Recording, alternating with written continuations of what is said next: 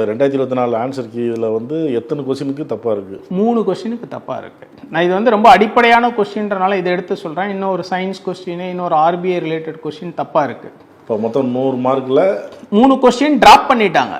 100 கொஸ்டினில் 3 question dropped. அவங்களே வந்து கன்ஃபியூஸ்டு அப்படின்னு சொல்லி ட்ராப் பண்ணிட்டாங்க. இன்னொரு 3 கொஸ்டின் அவங்க கீ கொடுத்துருக்காங்க, நான் தப்பாக கொடுத்துருக்காங்க. அப்போ என்ன தெரியுதுன்னா, இந்த தப்பான கீயை வச்சு தானே நீங்கள் ப்ரிலிம்ஸ் மெரிட் லிஸ்ட் கிளியர் பண்ணி இது கிரியேட் பண்ணி மெயின்ஸ்க்கு அனுப்பிச்சிருக்கீங்க. இப்போ பார்டரில் என் ஸ்டூடெண்ட் 2-3 பேர் எனக்கு தெரியும், கரெக்டாக 85 புள்ளி பார்டரில் நிற்கிறாங்க. இப்போ அவங்களுக்கு இந்த கொஸ்டின் கரெக்டாக தான் போட்டிருக்காங்க, ஆனால் இவங்க தான் கீ தப்பாக போட்டு இவாலுவேட் பண்ணியிருக்காங்க. இப்போ இவங்க கீ கரெக்டாக போட்டு இவாலுவேட் பண்ணியிருந்தா அவன் கட் ஆஃப் ரீச் பண்ணியிருப்பான். இங்கே என்ன பிரச்சனைனா நெகட்டிவ் மார்க்கிங் இருக்குது சார். இப்போ ஒரு கொஸ்டினுக்கு 2 மார்க்கு. அந்த அவங்க கொடுத்த ஆன்சர் கீழே அது தப்பு, ஆனால் இவர் சரியாக எழுதியிருக்கிறாரு. ஆமாம், ஸ்டூடெண்ட் சரியாக அட்டன் பண்ணியிருக்காங்க, அதனால மார்க் குறையுது. இப்போ அது இல்லாமல் நெகட்டிவ் மார்க் வேற. நெகட்டிவ் மார்க் இப்போ ஒரு கொஸ்டினுக்கு வந்து 2 மார்க்கு. இப்போ நீங்கள் ஒரு கொஸ்டின் தப்பாச்சுன்னா திருப்பி ஒரு -0.67 கழிப்பீங்க. இப்போ அந்த கொஸ்டின் கரெக்டாக இருந்தால் அவருக்கு 2 மார்க் ஆட் ஆகிருக்கும். ஆனால் இப்போ தப்பானனால 2 மார்க் ஆட் ஆகலை, ப்ளஸ் நீங்கள் ஒரு -0.67 போட்டீங்க, கழிச்சிட்டீங்க.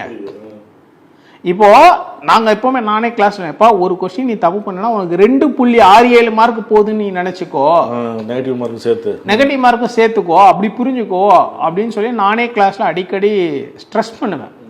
இப்போ நீங்க தப்பா கீ போட்டதுனால அந்த கீயை வச்சு இவாலுவேட் பண்ணதுனால நிறைய பேரோட வாழ்க்கை பாதிக்கப்பட்டிருக்கு. 4 வருஷமா ப்ரிப்பேர் பண்ணது. ஆமாம் சார் 4 வருஷம் இல்லை கூட இருக்கும் சார். நிறைய பேர் 6 அட்டெம்ப்ட் 7 அட்டெம்ப்ட் 5 அட்டெம்ப்ட் 10 வருஷம் 8 வருஷம் படிக்கிற ஆட்கள்லாம் இருக்காங்க. இங்கே என்னன்னா ஒரு அட்டெம்ப்ட் போச்சு அப்படின்னா மினிமம் 4 வருஷம் வேஸ்ட் ஆகுதுன்னு அர்த்தம். ஏன்னா அந்த அட்டெம்ப்ட்டுக்கு முன்னாடியே அவன் 1 வருஷம் 1 வருஷம் படிக்கிறான் மினிமமாக சொல்கிறேன். இந்த அட்டெம்ப்ட் போச்சுன்னா அடுத்த அட்டெம்ப்ட்டுக்கு அவன் அப்பியர் ஆகி அடுத்த அட்டெம்ப்ட் கிளியர் பண்ணி ஒருவேளை எல்லாமே கரெக்டாக போச்சுன்னா சர்வீஸ் வாங்குறதுக்கு அங்கேருந்து ஒரு 1.5 வருஷம்.